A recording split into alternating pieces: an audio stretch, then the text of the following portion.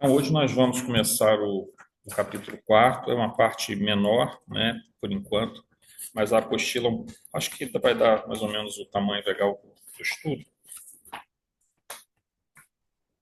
em função da viagem, eu não consegui adiantar muito, mas a gente vai já preparar outras para essa semana. O assunto aqui, antes da gente começar a leitura, só lembrando, né, que basicamente trata da preparação desse grupo de socorro para trabalhos, ações no umbral, mas um umbral assim mais denso, não propriamente nas cavernas umbralinas, né, mas em região assim pesada do umbral, mais difícil, mais densa.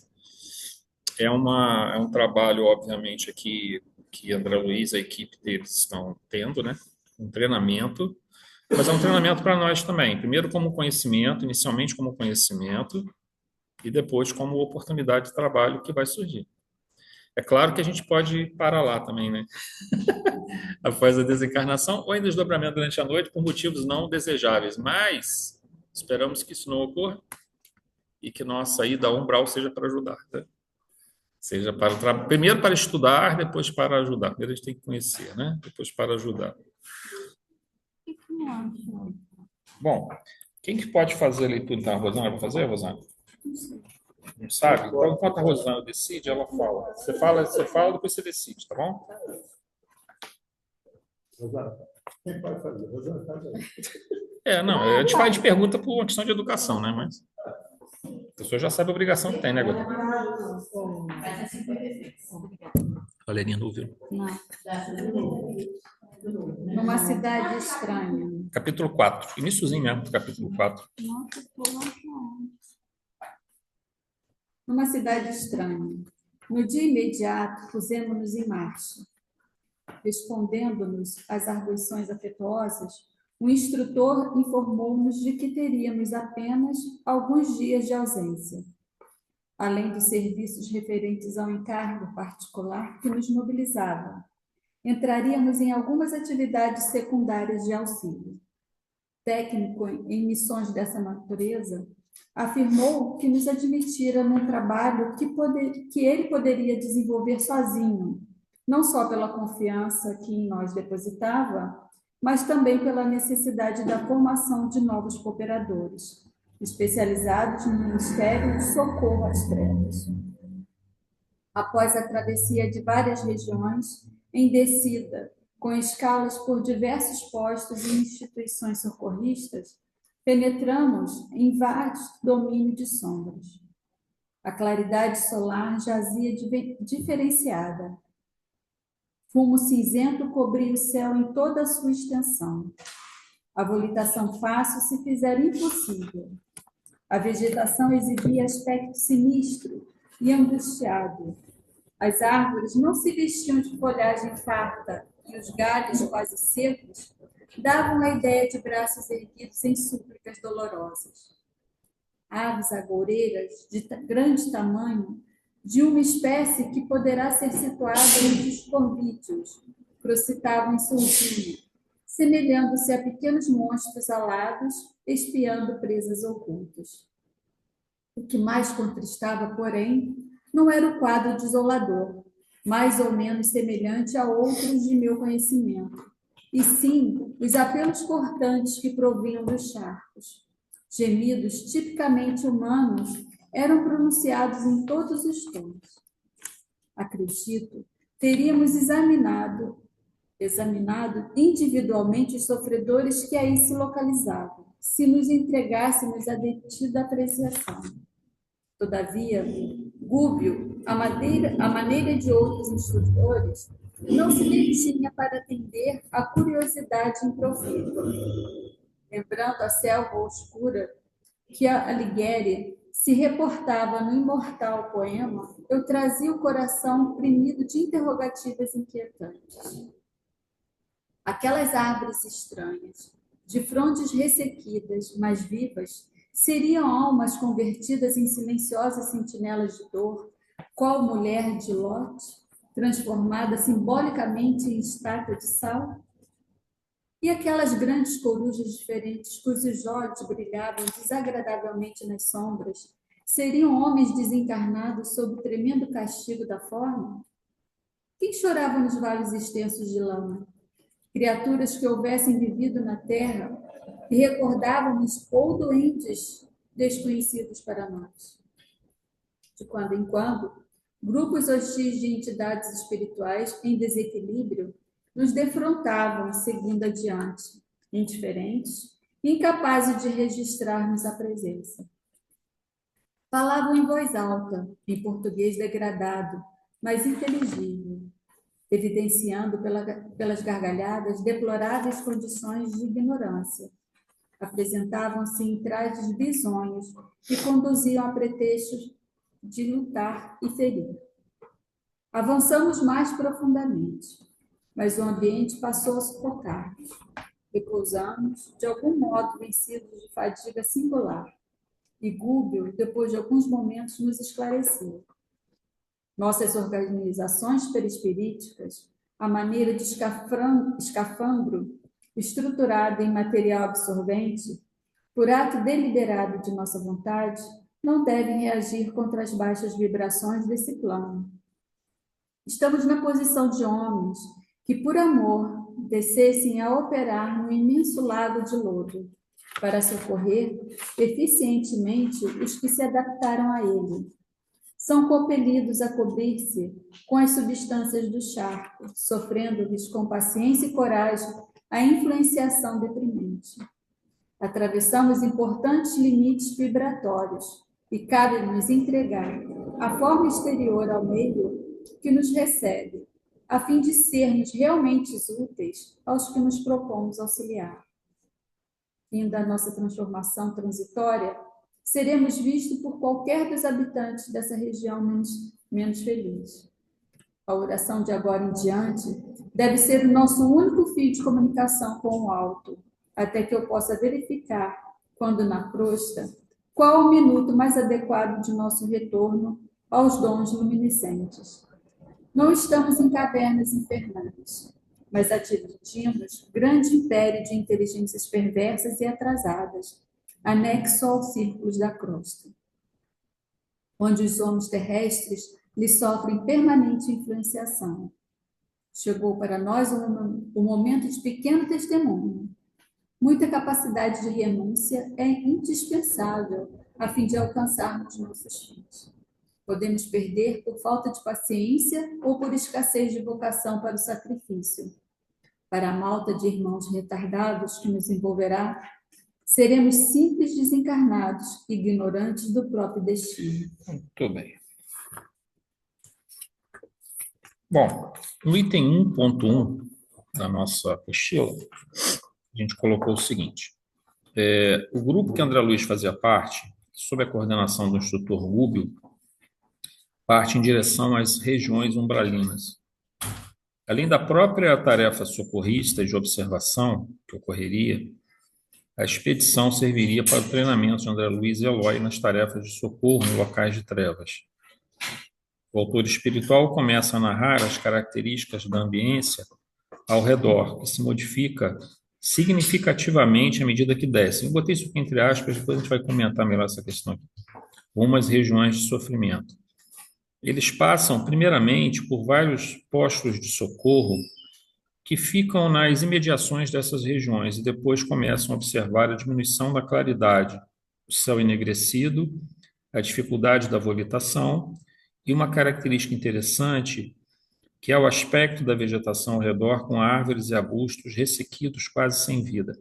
Aves com aspectos semelhantes a corvos e abutres compunham a desoladora paisagem. Bom, Será que está lá no inverno também?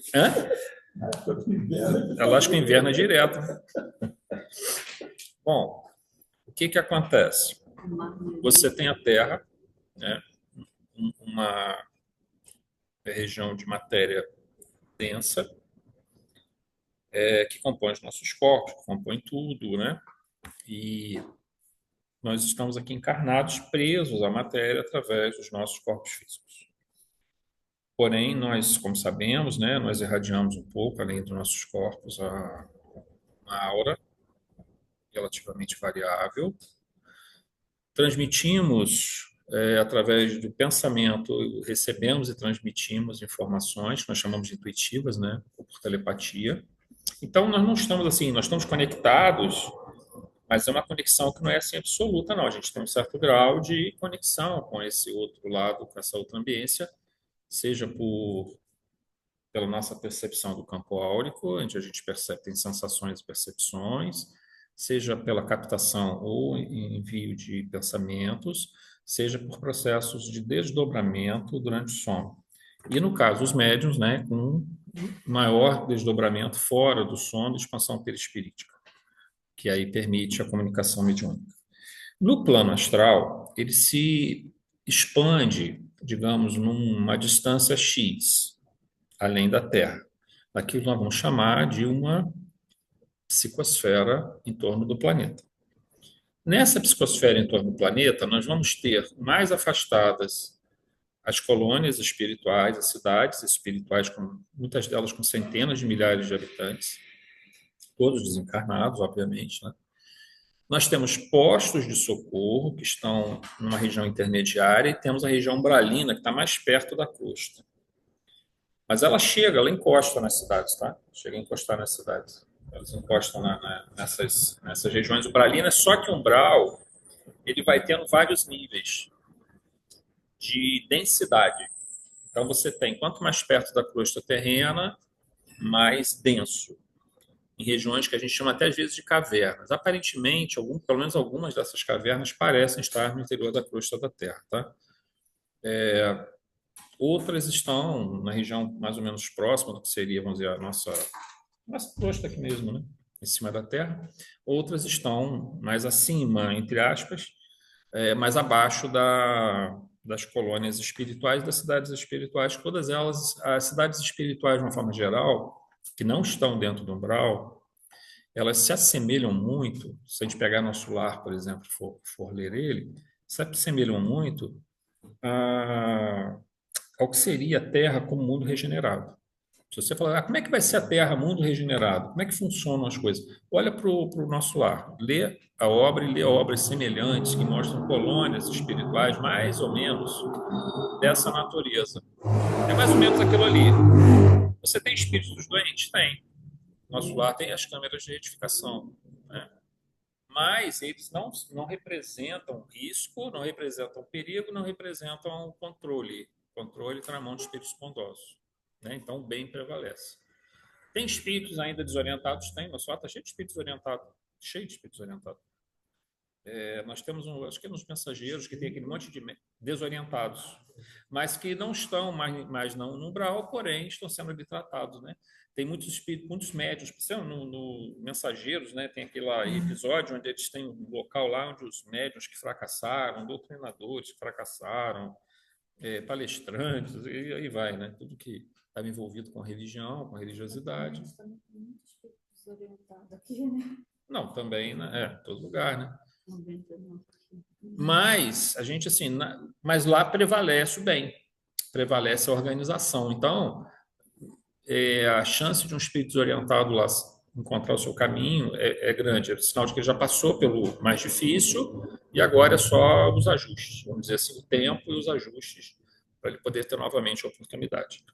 Agora, quando a gente fala do umbral, que está entre esses dois pontos, né, as cidades espirituais e a crosta terrena, o umbral ele tem vários níveis. Então, você tem cavernas, você tem regiões de trevas, você tem regiões menos pesadas, menos densas. E é geralmente nessas regiões que tem mais postos de socorro. À medida que se adentra as cavernas, essas regiões mais dolorosas, mais pesadas, muito densas mesmo, até onde eu sei, não tem posto de socorro ali. Você tem equipes que vão ali para resgatar e levá-los. Porque seria muito difícil a manutenção de um posto de socorro dentro de uma região tão densa do umbral, ela talvez não fosse tão proveitoso o trabalho de tratamento. Mas existe dentro do umbral, que não tão pesado, muitos postos de socorro, né? Mas aí são regiões um pouco já mais afastadas desse ponto tão pesado. Só que porque o espírito que trabalha ali nessa região, Não seria assim espíritos assim de uma grandeza, né, muito elevada. Teria que ser assim Compatíveis, né? Com... compatível. Então, para eles ficar ali já tendo um certo conhecimento, seria muito difícil ficar o dia É, inteiro, né, provavelmente ele nesse vai, faz, ambiente. aí sai um pouquinho, né? Mas isso que eu ia falar, É. assim, não pode ser um espírito qualquer para ele não sofrer influenciação do meio, né? Não, existem Não, duas não situações. é. Você tem, assim, espíritos muito elevados que realizam tarefas maravilhosas nessas regiões, mas você tem muitos trabalhadores que acompanham eles e que estão num determinado nível de compatibilidade, né? Que nem o Rosão falou, eles não pode ficar direto ali também, né? E eles têm que estar sob Para eles orientação. não é Eles não vão salutar, sozinhos, né? não é salutar. Eles também não vão sozinhos, né? Eles vão, por exemplo, o Gubo, ele diz, né, que ele consegue ir, ele já conhece como funciona o processo, mas mesmo ele diz assim, a oração vai ser o nosso refúgio, à medida que entra nesse ponto. Então, um espírito menos assim, com menos, como é que a gente pode dizer, com menos preparo e menos evolução, mas já com boa vontade, com um grande desejo de ajudar, isso era muito útil ali.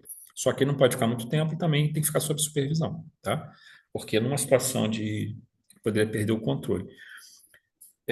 Quando a gente fala descida, esse negócio em cima, embaixo, em tratando-se de plano espiritual, a gente só usa esse termo porque não tem jeito. A gente precisa, nós, como encarnados, precisamos, como é que eu posso dizer, dessas referências de tempo e espaço. Mas o correto seria dizer, meio que assim, planos de consciência. Quando Jesus coloca assim, muitas moradas na casa do Pai, quando a gente fala moradas como planos de existência, eles também são planos de consciência, né? Todo plano de consciência é o local onde você mora.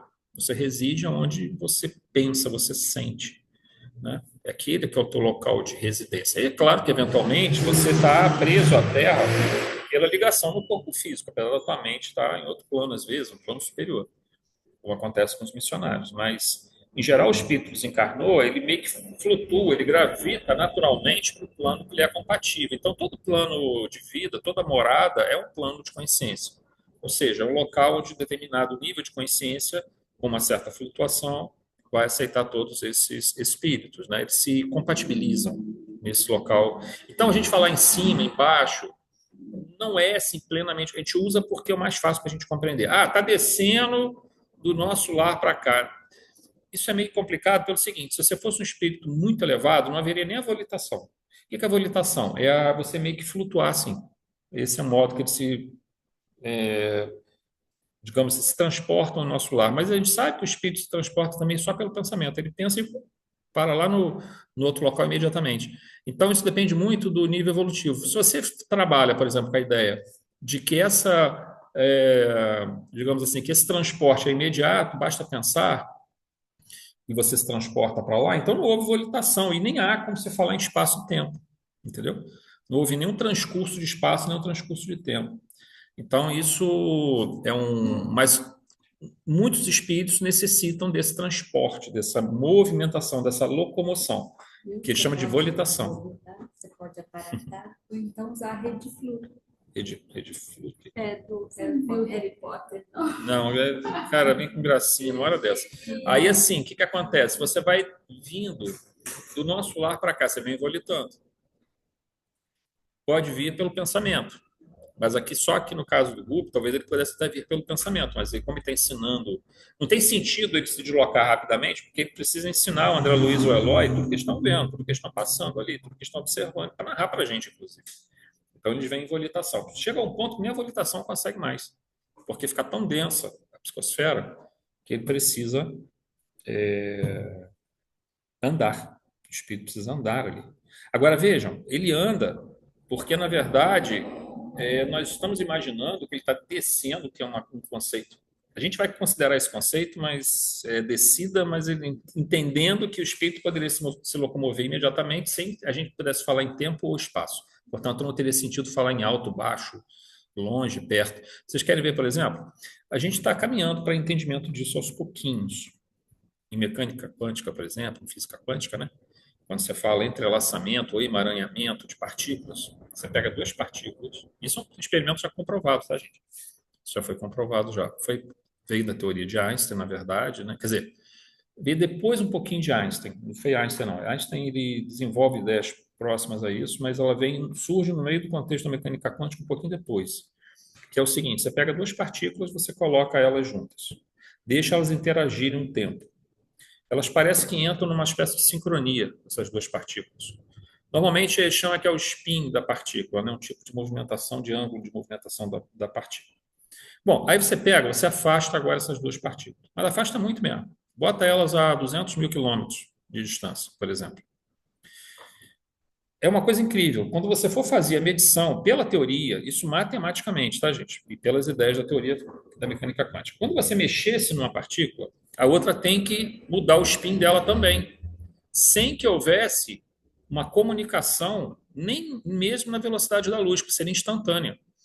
O Einstein até lutou muito contra isso, porque ele não aceitava essa ideia de que duas coisas estivessem entrelaçadas por uma distância muito grande, porque, no mínimo, teria que ocorrer a comunicação da informação, da mudança de um spin para o outro, pela velocidade da luz, mas pela teoria não, pela teoria é imediato.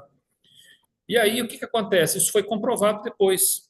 Na teoria estava assim, depois se comprovou. De fato, com experimentação, não numa distância tão grande, né, mas com distâncias de milhares de quilômetros, conseguiu se comprovar que ao alterar o spin de uma partícula, quando você media, você interagia com ela, você modificava automaticamente a outra que estava afastada. Isso traz, eu estava lendo um livro agora, aquele de terapias espirituais, né, não precisa lá muito, que falava, o cara é um físico, né, então num dos trabalhos que é apresentado nesse livro, ele fala sobre a questão do emaranhamento, considerando agora o cérebro. Imagina que você tem duas pessoas que estão conectadas cognitivamente e emocionalmente, agora você afasta elas, uma distância grande. A mudança nesse estado mental aqui poderia causar a mudança lá? Pode. Isso pode acontecer. E ela não depende de espaço-tempo. É imediato. Então, por... Isso é sinal. Sinal. Oi? Sincronicidade, mas a gente chama de, em física quântica, chama de emaranhamento.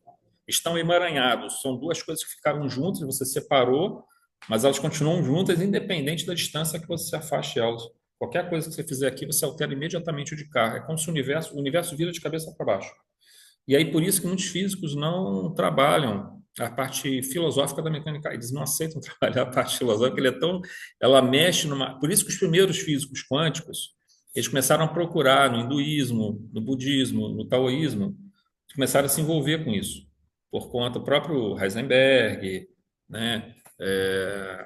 Outros começaram a buscar essas visões mais orientais de constituição do universo, no sentido mais filosófico, mais espiritual, para dentro da mecânica quântica, para tentar entender o funcionamento desse universo. Uma coisa que foi rejeitada depois pelos físicos de algumas décadas para cá, que eles não aceitam, em hipótese alguma, isso. Né? Você vai tentar tratar filosoficamente o problema, eles não aceitam, mas a questão filosófica disso é fundamental, porque ela mostra, talvez nos ajude a compreender isso que nós estamos falando aqui. Ou seja, o processo de por que um espírito pensa e ele pode, de repente, se conectar imediatamente a um outro local, como é que isso é possível? Ora, nós já estamos diante desse fenômeno aqui na Terra, dentro da própria mecânica quântica. Então, de uma certa forma, nós já estamos vivenciando essa experiência com aparelhos sensíveis o bastante para fazer essas medições e com uma teoria robusta o suficiente para sustentar isso. Então, por isso que a gente costuma dizer muito também que a ciência, de uma certa forma, vai também nos aproximar de Deus de alguma maneira, né? Só que a ciência ela é neutra em termos de, digamos, Emmanuel diz, né, que a ciência incha, mas a religião ela edifica, né? Ela eleva. Então, há uma necessidade de você trazer para dentro da ciência a noção espiritual também para que ela tenha um direcionamento correto. Porque ela por si só é neutra, né? Você pode usar a ciência para o bem ou para o mal, para curar ou para matar. Então, mas ela é um dos caminhos para se conhecer a Deus. Eu estava pensando aqui, eu já vi em algum lugar, da mesma forma que um bloco tem vários patamares, vamos dizer assim, para ser mais simples, também todos no mundo de provas e expiações, no mundo de né, regeneração, também tem vários patamares também, Sim, né? mesma coisa. Então, Só que lá, por exemplo, se você olhar o mundo, um mundo regenerado, a parte espiritual também vai ser mais depurada do que a parte espiritual aqui, né? Considerando que quando a Terra chegar a mundo regenerado, ainda terá umbral? Terá, certamente, porque você ainda tem espíritos em desequilíbrio, são menos, bem menos, e não são mais a maioria.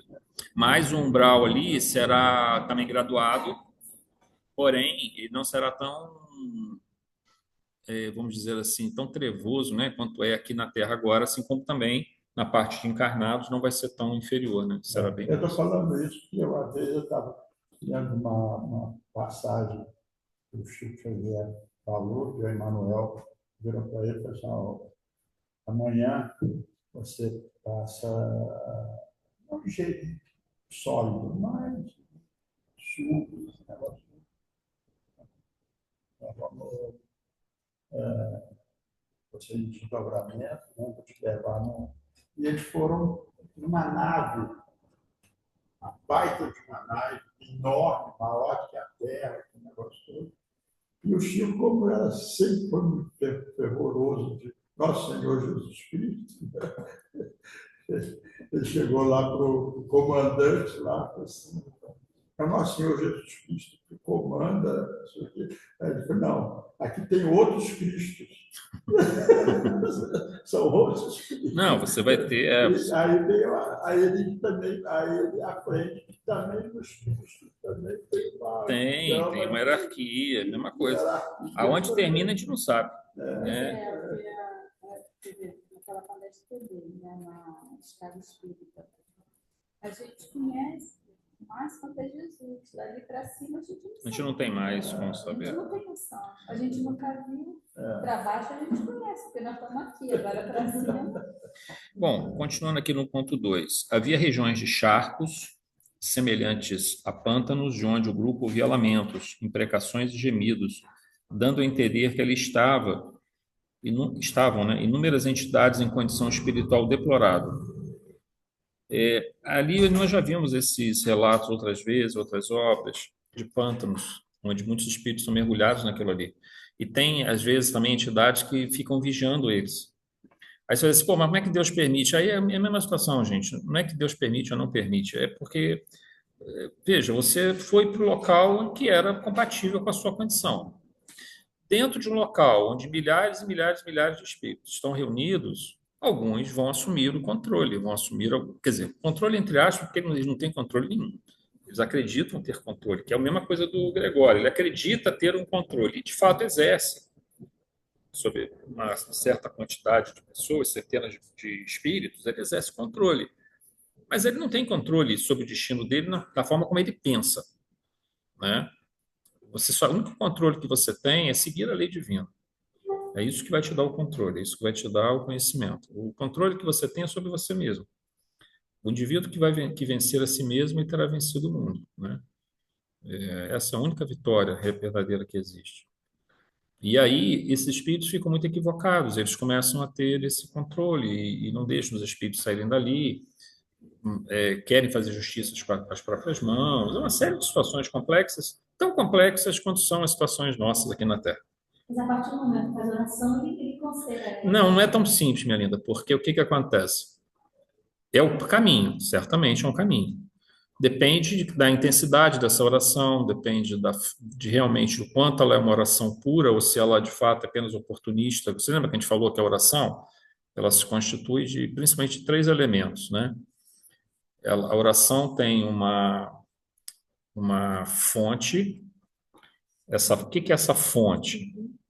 Essa fonte é o indivíduo que está orando. O indivíduo que ora, ele tem uma qualidade moral. Então, essa oração tem uma qualidade. Essa oração tem um segundo elemento, nós chamamos de uma quantidade, que é a intensidade dessa fé. E essa oração tem um objetivo. Então, são os 3 elementos: a fonte, a intensidade, o objetivo. Então, se você tem muita fé em um objetivo, tipo assim, você é um espírito, você tem muita fé. Eu tenho uma profunda fé que você é retirado daqui. Ou seja, você tem fé, intensidade, tem objetivo, sair daqui. Mas a fonte é pura? Ou pelo menos assim, a fonte tem intenções compatíveis para que ela possa sair dali? Às vezes não. Às vezes ela tem muita fé dentro daquele espírito de religião dela, ou o que for, mas ainda assim, de repente, uma pessoa cruel. O indivíduo, basta a gente ver o que aconteceu na Idade Média, né? Muitos, principalmente os dominicanos, eram célebres nos processos de tortura deles que eles realizavam. Eles achavam, tinham uma fé enorme, tinham um objetivo enorme. Qual era o objetivo? Defender a igreja, a Santa Igreja. A fé deles, imensa, mas a qualidade da fonte da oração, totalmente deturpada. Então, aí dependeria na oração, Moniquinha, disso. É assim, ele já se transformou o suficiente para merecer esse auxílio? Aí tem outros fatores também. Por exemplo, intercessão de entes queridos que possam tirar, mas só vai tirar ele dali se ele tiver chance de sair dali e isso for ajudá-lo, porque se tirar ele dali e vai piorar o estado dele, não adianta, melhor deixar ele ali. É um sofrimento danado, viu? Para a entidade, tipo assim, uma mãe, um pai, um irmão, que tem alguém no umbral nessa condição, você quer tirar dali. Mas às vezes não dá, porque se você tirar dali, tentar forçar, vai prejudicar. Vai. Porque às vezes é ali que ele precisa estar durante algum tempo. Então, tem uma...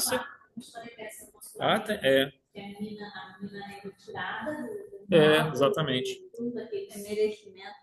E aí ela quer voltar. A família tinha merecimento para trazer ela, só que ela não adiantou, porque ela pegou e volta. Saiu, foi embora. E voltou lá. Tem um livro do André também que fala do pessoal da igreja, que durante a prece na igreja, ele olha, está caindo flores azuis. É naquele lá na Segunda Guerra Mundial, né? Quando está tendo bombardeio numa igreja. Que aí ele vê, só algumas pessoas, essas pétalas caem. Aí ele pergunta por que não caem em todos.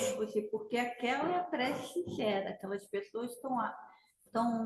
Elas estão orando e estão se colocando aptas para receber essa bênção. Enquanto outros estão lá, apesar da prece, estão pensando nas coisas da casa. Tá? Exato.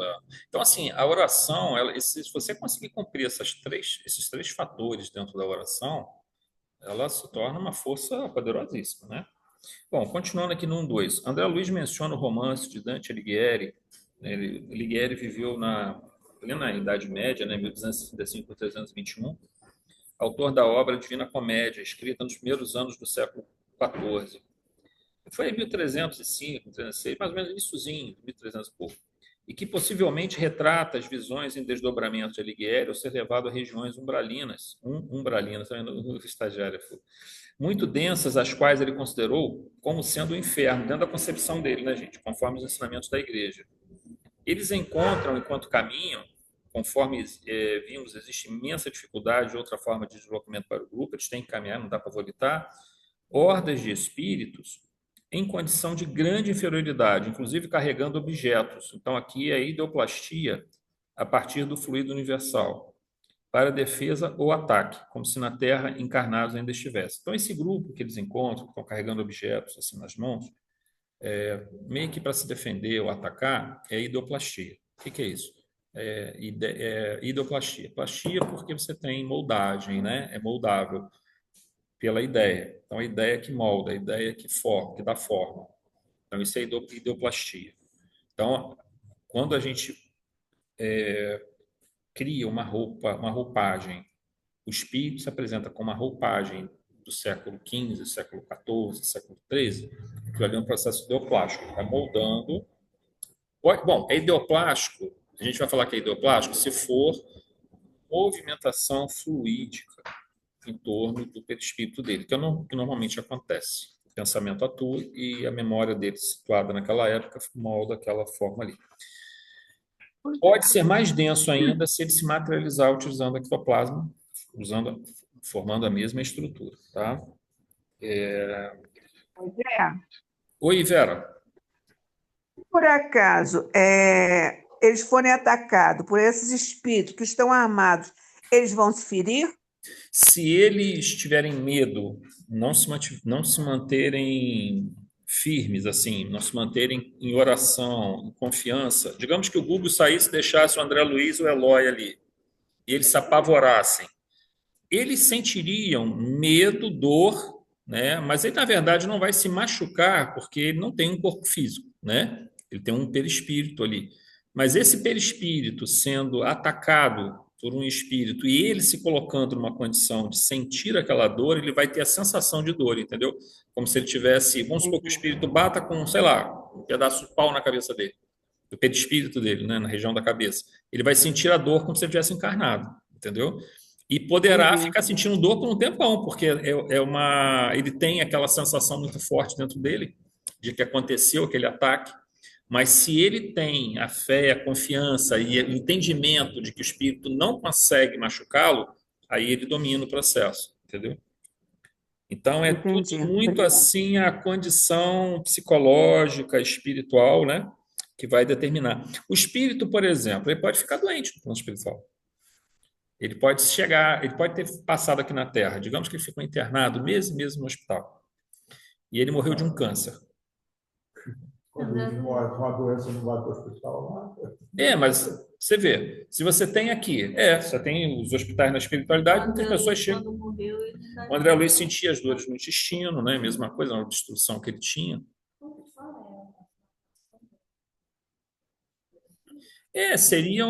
Pelo espírito dele naquela região fica ali aquelas marcas, fica aquelas deformidades, né?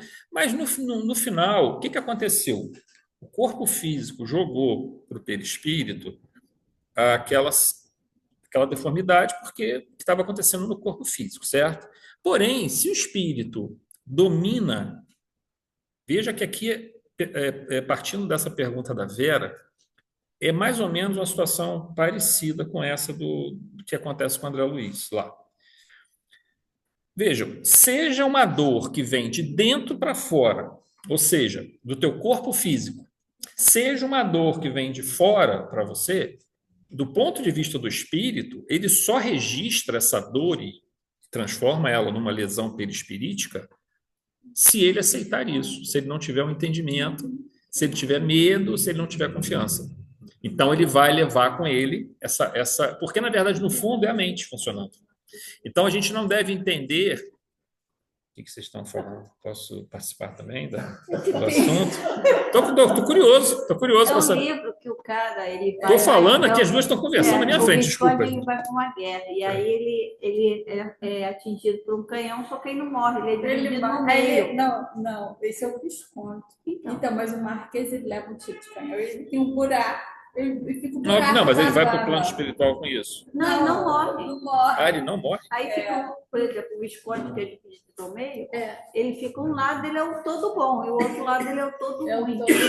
Mas aí vocês estão falando de coisa... E o do Marquês, ele tem um buraco. Eu falei assim, provavelmente, quando eles morrem, é a mesma coisa. Morreu, vai lá e continua com o buraco. Não, mas olha só, o que acontece? Imagina que você tem uma doença muito grave. Isso que a gente tem que entender é o seguinte, gente, muitas das vezes a gente coloca assim, como se o perispírito, isso é um erro consistente. O tempo todo eu vejo palestrantes e autores falando isso. Kardec não falou isso. Vejam, o perispírito sempre, ele registra aquilo que está no espírito. Perispírito é um reflexo energético do pensamento do espírito. O que eu fico pensando, o que o espírito... Seus automatismos, sua emoção, vai marcar.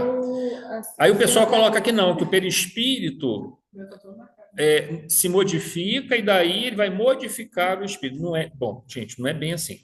Claro que o perispírito é um órgão sensório. Se ele sente dor do corpo físico, ele transmite para o espírito. Então, o perispírito é o veículo de transmissão para o espírito. Mas quem vai determinar a deformidade perispiritual é o pensamento. Por exemplo, eu posso estar doente, ter ficado, sei lá, um mês desencarnado de uma doença que me causou uma deformidade, mas eu tive muita fé, tive muita confiança, tive muita clareza com relação à minha chegada ao plano espiritual. Então, eu vou chegar lá com o meu perispírito na boa, não vai estar com essa marca. Então, não é o fato de ter uma doença que vai necessariamente criar uma marca perispírita. É assim, a influência que ele recebeu, ele, de fato, registrou aquilo no perispírito. Então, é sempre um registro do espírito. Eu estava vendo, acho que a palestra... E eu vejo muito palestrante falar... Não, só explicar, mas é o seguinte, É porque isso é um erro comum e a gente vai ver o tempo todo em palestra. Mas quando vocês virem em palestra, não debatam com o palestrante, nem façam pergunta. Mas eu vi não sei o quê. Não. Deixa. Deixa quieto. Mas assim, é para vocês entenderem. O perispírito não comanda o espírito. É como se o perispírito, o pessoal coloca como se o perispírito fosse um centro de memória que não está dentro do espírito. Eu não entendo isso, porque o que Kardec nos fala? Quando o espírito muda para um outro mundo, ele refaz o seu perispírito a partir do material desse outro mundo. Cristo, quando saiu das regiões mais resplandecentes e veio à Terra, teve que densificar o perispírito dele com a matéria do nosso mundo e não a do mundo onde ele se encontrava, para ele ser compatível com o processo encarnatório. Ora, se o perispírito é um agregador de memória, então o espírito entraria no processo total de amnésia e perderia toda aquela informação, porque ela está no perispírito, ele teve que trocar o perispírito todo dele. Então, isso não faz sentido. Na verdade, toda memória, toda experiência, tudo está no nível de pensamento dentro do espírito. O perispírito é o registro energético disso que permite a interação com a matéria e com outros indivíduos. Sim, pelo pensamento adequado e tal.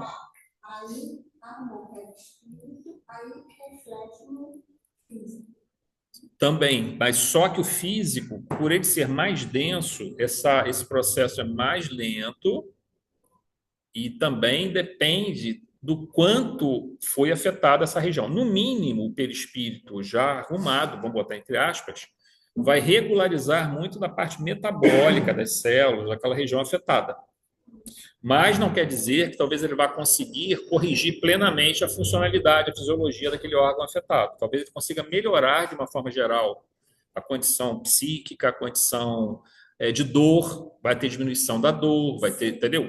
Mas talvez não haja cura, porque dependendo da lesão pode ser extensa demais, que o perispírito não consiga, depende muito do tipo, por isso que o passe e outras atividades terapêuticas que envolvam alteração do perispírito, ele tem uma ação muito forte, mais imediata na dor, nos estados emocionais alterados, em estados que envolvam parte imunológica, parte endócrina, mas desde que não tenha um órgão totalmente lesionado. Ele funciona, ele atua também, ele pode atuar na causa também, só que depende do problema. Se for, por exemplo, vamos imaginar um caso aqui. Imagina que você está com um processo no teu cérebro, onde você tem baixa energia mitocondrial dos neurônios. Essa baixa energia mitocondrial tende a causar problemas, por exemplo, relacionados à depressão, relacionados a estados de catatonia, prostração. E uma série de outros problemas também. Porque você tem dezenas ou centenas de mitocôndrias dentro de um neurônio só. Se esses neurônios não estiverem conseguindo... E tem uma coisa também que chama o seguinte, você tem que ter, na verdade, um processo dentro do teu corpo que quando o tua mitocôndria... O neurônio, o neurônio é para a vida toda. Você não troca neurônios, se bem que você cria alguns neurônios, né? Na base do hipocampo você cria e a gente chama de neurogênese. Mas se o teu neurônio, por exemplo, não está conseguindo repor as mitocôndrias que estão ficando ineficazes, as mitocôndrias são meio que usinas, não são só usinas de energia, são mais do que isso, mas, entre outras coisas, elas também são usinas de energia. Quando ela fica disfuncional, uma mitocôndria, ela tem que ser fagocitada. O ribossoma pega, vai aproveitar aquele material. Quem fagocita, eu acho que é o lisossoma, se não estou enganado, mas o ribossoma ele vai pegar e vai aproveitar aqueles aminoácidos, que foi quebrado ali. Vai surgir uma nova mitocôndria. E isso vai... Se você renova as suas mitocôndrias, assim acontece com várias regiões do nosso corpo e da célula também. Ela funciona bem. Se o teu neurônio está funcionando bem, as conexões estão bem estabelecidas, né? Você quer ver uma coisa? Por exemplo, se você tem feixes de neurônios, se a mielina, que é uma camada de proteína, se ela está disfuncional, você perde o sinal de transmissão. E aí você não tem funcionalidade adequada no sistema nervoso. Então é muito sensível esse processo, mas se você chega e o teu perispírito está mantendo a funcionalidade do sistema, você tem respostas muito boas para a dor, para a depressão, para o sistema imunológico. Mas, por exemplo, digamos que o teu problema tenha sido uma lesão que você perdeu uma parte, tipo assim, córtex pré-frontal, houve uma perda muito grande de região neuronal aqui. Talvez o passo não vai conseguir resolver aquilo, mas vai conseguir atenuar alguns efeitos disso no sistema límbico, que é a parte emocional. mas não vai conseguir ir na causa, porque a causa ela é um troço muito grave, assim. O perispírito tem alguns limites. Ele consegue fazer bem isso no início do processo de gestação e formação do feto, porque você tem células-tronco, né? Então, a ação do perispírito é muito intensa, muito mais intensa do que quando nós estamos na fase adulta, mas a ação do perispírito a médio e longo prazo produz resultados muito, muito bons, de uma forma geral, para o bem-estar, para a saúde do indivíduo. Física, né? Eu escutei uma vez uma palestra que a homeopatia ela atua no perispírito. Tudo isso ela funciona. Isso é real. A ação dela seria a nível perispiritual, tendo reflexo no corpo físico. Basicamente é isso. É mais do que isso, né? Mas principalmente a nível do perispírito. Continuando aqui, gente, veja, no finalzinho do 1.2 da página 1, vejamos as considerações de Allan Kardec em A Gênese, capítulo 14, item 9. Kardec escreve o seguinte: a natureza do envoltório fluídico está sempre em relação com o grau de adiantamento moral do espírito. Veja, a natureza do envoltório fluídico, tá vendo? O perispírito sempre depende do espírito. Aqui ele coloca o adiantamento moral, mas também... isso era células. Tá, isso é fantástico. Mas também a parte cognitiva, tá, gente? Tudo isso influencia também os automatismos que o espírito traz, tá? Os espíritos inferiores não podem mudar de envoltório a seu bel prazer, pelo que não podem passar à vontade de um mundo para outro. Porque quando passa de um mundo para outro, eles mudam o envoltório. Isso que eu falo com vocês, entendeu? Por isso que essa teoria de que o perispírito guarda a memória, guarda não sei o quê, isso é uma roubada, porque primeiro que isso não está nem na codificação, não tem nada falando disso lá. E depois, se você tem que modificar o seu perispírito totalmente quando você muda de um mundo para outro, como é que você ficaria então com todas as memórias que você guardou então? Por que você refaz todas? Porque a memória não está no perispírito. A memória, ela está lá sim, como se fosse assim, por exemplo, um retrato energético daquilo que está no espírito. O espírito é o mandatário de tudo, gente. Tá? Então, mas assim, pelo amor de Deus, gente, se vocês ouviram uma palestra, o pessoal fala, perispírito é o repositório de não sei o que, deixa correr, esquece. Não, pelo amor de Deus, não vai criar quizumba. Não vai criar quizumba com nem me envolve nisso. Alguns há, portanto, cujo envoltório fluídico, se bem que etéreo e empoderável com relação à matéria tangível, ainda é por demais pesado, se assim nos podemos exprimir, com relação ao mundo espiritual, para não permitir que eles saiam do meio que lhes é próprio. Nessa categoria, se deve incluir aqueles cujo perispírito é tão grosseiro que eles o confundem com o corpo carnal, razão porque continuam a se crer vivos, encarnados. Ou seja, aqui o que Kardec coloca lá no livro da Gênesis é essa questão que estamos vendo aqui. O espírito acha que ele está ainda com o corpo físico dele, ele está segurando os instrumentos ali, o facão, uma enxada, sei lá.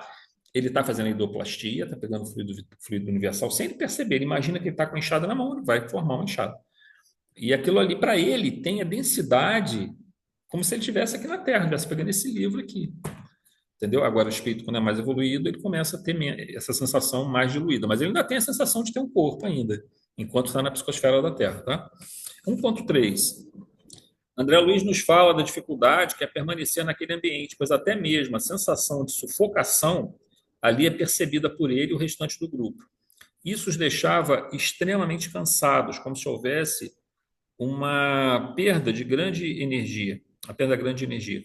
Guber, então, explica o fenômeno, informando que há uma disparidade tão elevada entre a vibração que eles estavam acostumados na cidade espiritual de onde vieram, em relação aos fluidos daquele local, que seria necessário uma adaptação do perispírito ao novo ambiente. Mais uma vez, recorremos às considerações de Allan Kardec e do Espírito de Verdade, na questão 94 aqui do Livro dos Espíritos. De onde tira o espírito seu invólucro semimaterial? Do fluido universal de cada globo, razão porque não é idêntico em todos os mundos. Ou seja, o mesmo espírito teria diferentes envoltórios em diferentes mundos. Tá? Passando de um mundo a outro, o espírito muda de envoltório como mudar de roupa. Letra A. Assim, quando os espíritos que habitam mundos superiores vêm ao nosso meio, tomam um perispírito mais grosseiro, é necessário que se revistam da vossa matéria, já o dissemos. Então, ou seja, Um espírito muito evoluído, quando vem à Terra, ele tem que densificar seu perispírito. Quando a gente falou que Jesus, quando veio à Terra, teve que densificar num processo dificílimo, imaginamos por É quê. isso que eu estou imaginando. Imagina Deve ter levado, sei lá, anos, não sei. Levou 5.000 anos É, para um preparar. ser que quase o perispírito dele, se praticamente existe, já é se quase fundiu inexistente. com o E espírito. de repente Então, botar ao nível do planeta Terra. é uma. Naquele livro que a gente está estudando da Ivana Pereira, O Ressurreição Ressurreição e em Vida. Vida, aí a gente acabou aquele capítulo do Paralítico. Não, do Ivan Paralítico. Terrível. Então, o seguinte, ele explica muito bem isso aqui, os três. Eu vi, Os três agora eu não sei se foi a na palestra Terra. de sexta-feira ou se foi alguma que eu vi na televisão, porque falou que assim, o corpo, o que sente a dor é o espírito, é ele que sente a dor, não o corpo. Seria isso. Mais ou menos, assim, vejam, assim, a parte, o entendimento moral da dor, o impacto moral da dor, quem vai sentir é o espírito. Aí você vai dizer, mas o que é dor moral? Veja, gente, a gente pode chegar a dizer assim, bom, eu chego aqui, eu pego e corto meu dedo. Tem uma região do meu cérebro que faz esse processamento. Cortou, então. A Rosana cortou o dedo dela. Tem uma região do cérebro dela que faz esse processamento. Vocês sabiam que se a Rosana tiver um aborrecimento, ou uma grande decepção, uma dor de uma grande decepção, a mesma região do cérebro vai registrar isso? Você não tem uma região separada. Então, a nossa região do cérebro que registra a dor física ou a dor moral é a mesma. O que vai para o espírito não tem como ir a dor física para o espírito, mas ele tem como sentir a sensação que incomoda e meio que a dor, o que é a dor? A dor é principalmente um alerta de que o corpo físico está em perigo, né? Então, o espírito se ressente disso, porque ele, durante toda a nossa evolução e muitas reencarnações que nós vamos vindo, desde a escala animal, nós procuramos o quê? Preservar o nosso corpo físico, porque ele era um mecanismo, nós somos programados para isso. Mesmo que nós não pensemos, né, nós somos programados para preservar nosso corpo físico, porque é ele que permite a evolução do nosso espírito. Então, por isso que toda dor, ela vai como algo que incomoda o espírito, mesmo ele não tendo, mesmo que ele tenha desencarnado, se ele ainda se apegou muito ao corpo, ele vai ter essa sensação. Mas não tem a dor do membro fantasma, o cara que é amputado, por exemplo, Sim, o pé, ele sente O dor no pé? suicida, que por exemplo, aquele cavaleiro, não é? É porque a região do cérebro continua. Ele se joga no meio do trem, né? E aí ele é despedaçado. Não é esse livro, é outro. Mas aí ele sente a dor, o espírito desencarnado, ele sente a dor do trem passando em cima dele. Então, isso é a lembrança daquela dor. É só lembrança. Na verdade, ela é uma lembrança que ele poderia parar de sentir dor no primeiro momento que ele quisesse, entre aspas, desde que ele se reequilibrasse. Não existe algo sendo ferido dentro dele. Ele produz aquela sensação de dor pela lembrança da dor que ele sentiu. Por isso que eu falo que é uma dor moral. No espírito não tem uma dor física. Que nem quando a Vera perguntou, se eles fossem atacados pelos Rubio, o André Luiz, o Eloy, por aquela horda, ele não sentiria propriamente no espírito deles, caso ele permanecesse plenamente consciente que aquilo não pode machucá-lo. Ele é um espírito desencarnado, aquilo ali não é aquilo que vai machucá-lo. Só a dor moral pode atingi-lo. Mas se ele traz à mente a lembrança muito forte de quando ele estava encarnado, e frequentemente nós mantemos muito essa ligação ainda, enquanto estamos nesse processo de encarnação e desencarnação, que é natural, tá? Ele vai sentir uma dor, como se estivesse aqui na Terra recebendo uma pancada na cabeça, que nós comentamos, porque ele traz a lembrança. Ele transforma a lembrança numa dor que ele já sabe como é. Então, assim. É o maior problema do suicídio, naquele suicídio. Ele mantém o estado. Continua porque ele está muito pegado àquele momento que aquilo aconteceu, né? Para mim, a dor moral é muito pior do que a dor. É pior. E toda dor física leva também uma dor moral, tá, gente? A dor física prolongada leva uma dor moral, tá? Você ficar adoentado muito tempo, você começa a ter depressão, você começa a ter uma ansiedade, uma angústia muito grande pela dor. A gente acha que vai ficar bom. Ela começa a trazer uma dor. A dor física se transforma em dor moral ao longo de. Eu fiquei o medo, um mês ruim com essa gripe. Eu fiquei a segunda semana dormindo sem parar. Dormindo não, entre aspas, porque eu fiquei acordada, não conseguia dormir. A gente fecha o olho de cansada, é quando a gente vai ver, consegui dormir, deu 2 segundos. Aí tá. Aí aquela tosse dá aquela dor no diafragma, que depois você mal consegue respirar. Quando completou 3 semanas, eu falei assim, gente, não vou ficar boa nunca. Aí você começa já a se sentir assim, que tem alguma coisa errada, né? Assim, poxa, não fico boa nunca, já tô tomando tudo direitinho, não fico melhor, mas aí vai melhorando aos pouquinhos, a gente tem que ter esperança, manter a O que acontece? vibração Essa dor física passada. prolongada, ela começa a te trazer angústia, começa a trazer medo, entendeu? Então ela vira uma dor moral, né?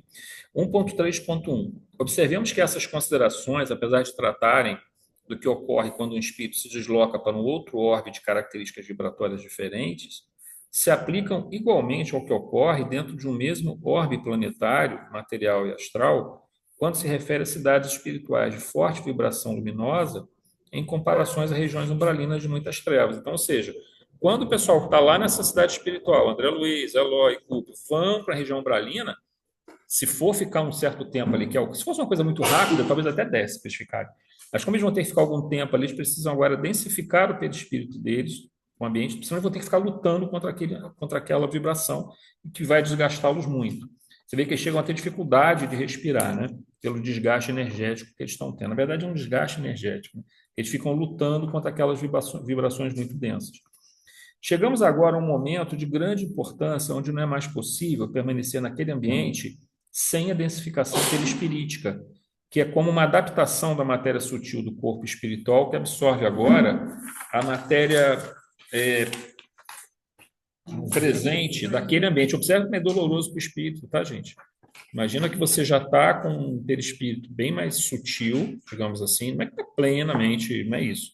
Eles, tanto Eloy, quanto André Luiz, quanto o Guto, talvez ainda vão reencarnar e tudo mais, não é isso. Mas não resta dúvida que já é um perispírito muito mais leve, muito mais sutil em relação à matéria densa. Agora, veja só, você tem que começar a trazer aquela matéria densa para o teu perispírito, cara. É um troço que, mas é um ato de amor. É o que não é muito diferente do que a gente fala aqui, gente. Quando um espírito se aproxima da mesa, às vezes o médium aqui passa mal. Passa mal durante algum tempo, né? Depois melhora. Esse passar mal é um ato de caridade, porque você está absorvendo fluidos deletérios do sofredor e passando para ele aquilo que você tem de bom. Então, isso ajuda ele a estar mais receptivo ao que os espíritos vão. É parte do tratamento. O choque anímico é uma parte do tratamento. Aí ele vai ser agora doutrinado, já com menos angústia. Ah, mas o médio, então, aí ficou um jogo de soma zero. Não, não é um jogo de soma zero. É um jogo de soma positiva, porque ele ganhou, você vai ganhar também, porque daqui a pouco você dispersa essas energias, essas vibrações deletérias, ele está bem, você vai ficar bem, e ainda vai ter a tua consciência tranquila e vai ficar muito feliz de ter ajudado uma entidade que estava em sofrimento. É um jogo de soma positiva. A gente fala soma zero porque um ganha e outro perde, né? O jogo de soma zero é assim, mais um menos um, então dá zero. Sempre um ganha e outro perde. Não, não é assim, né? No reino de Deus as coisas são bem diferentes. Lembremos aqui algumas situações que já estudamos quando entidades de grande elevação vindas de regiões espiritualmente muito elevadas vão se apresentar em cidades ou colônias espirituais e necessitam de médiuns ou aparelhos em locais apropriados para comunicação ou materialização. Até a gente viu isso aí outro dia, né? Nesse caso, quando a própria Matilde, né? A Matilde se materializou utilizando fluidos dos médiuns lá, ou não era o caso em desdobramento, não poderiam ser encarnados em desdobramento, ou de mesmo de espíritos que vão funcionar como médiuns. Nesse caso, não temos uma mudança significativa no corpo espiritual da entidade comunicante, uma vez que ela se vale de médiums para interação e comunicação no ambiente da colônia espiritual. Mas aqui é diferente, pois o grupo precisará interagir com espíritos que ali se encontram e não haverá médiums para auxiliar a comunicação e interação. E o próprio tempo de permanência no ambiente será significativamente maior da necessidade de alteração perispiritual. Aqui, gente, a gente já estamos acabando, tá, gente? Passou um pouquinho, mas a gente vai só para mais um parágrafo agora. Só lembrando uma coisa, quando a Matilde se apresenta, e nós já vimos outros livros onde isso acontece, ela pega fluidos dos médiums, vou botar médiums entre aspas, mas são médiums, na verdade, porque eles estão propiciando que uma entidade de um plano mais elevado, já fora da psicosfera da Terra, venha para a Terra se comunicar. Na Terra, que eu digo, uma colônia espiritual para se comunicar. Ali não há densificação perispirítica, pelo menos não tão forte. Claro que há, porque sempre que ela se A desloca, ela vem de uma região mais alta, né? ela acaba tendo que usar um pouco os fluidos daqui, mas mesmo ela usando, ela não é visível ainda a maioria dos espíritos. Alguns vão vê-la, mas nem todos vão vê-la. Ela precisaria se densificar mais, só que não faz isso. O que ela vai fazer? Essa densificação levaria muito tempo, seria muito desgastante, muito trabalhoso, não precisa. Se você pode utilizar médiums desencarnados que vão ficar felizes em ajudar e colaborar.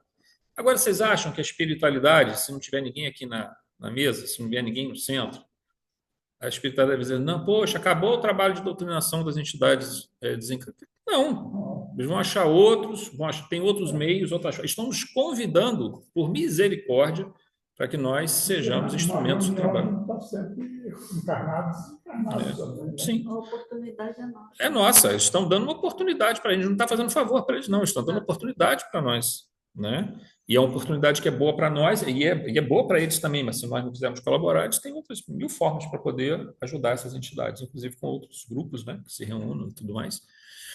Mas é importante a gente entender que no caso da Matilde, o que acontece? Ela não faz o que eles estão fazendo aqui, ela não está produzindo uma forte densificação para ela se fazer visível. Aqui eles estão fazendo uma forte densificação para se adequar a esse local. A Matilde não, ela está utilizando os fluidos dos médios para poder se mostrar aos outros. Há um outro livro do André Luiz, vocês devem lembrar, quem já estudou com a gente antes, que era dentro de um aparelho que o espírito num tubo que o espírito se materializava. Até plantas, né, se formaram ali. Esse caso, aparentemente, o espírito nem sequer se densifica o perispírito dele mesmo, não. Ele fica protegido ali dentro, ele se utiliza dos recursos vibratórios, né, dos fluidos emitidos pelos médios ali, ele se materializa, como a Matilde está se materializando. Aqui é diferente, aqui não é essa situação. Eles vão ter que interagir com vários espíritos, vão ficar um bom tempo ali, então eles têm que absorver esses... vão ter que absorver, aí ele vai meio que entranhando com os fluidos do meio. Ele continua tendo um fluido perispíritico diferente dos espíritos que estão ali, naturalmente vai ser diferente, porque ele vai modificar um pouco a natureza desse fluido pelo pensamento deles, que é diferente dos espíritos que estão ali, mas ainda assim vai ser um perispírito bem mais denso do que quando eles estavam lá na colônia espiritual. E para a gente então finalizar, gente, 1.5, permanecer naquele ambiente lutando contra as vibrações deletérias que vêm de todos os lados representaria um enorme desgaste de energia, ao mesmo tempo que impossibilitaria interações e diálogos com as entidades em sofrimento e desequilíbrio ali presentes. Lembremos que essa adaptação do mais evoluído para o menos evoluído representa um sacrifício, uma doação que surge de um grande ato de amor, lei divina e poderosíssima, pois mais do que uma excursão de estudo e aprendizado prático socorrista em regiões de trevas, essa tarefa é representação de absoluta caridade. Lembremos Jesus que, vindo de esferas sublimadas, não só precisou densificar seu perispírito, mas voltar ao corpo carnal de modo a interagir, comunicar conosco, o que representa sacrifício por amor, tá?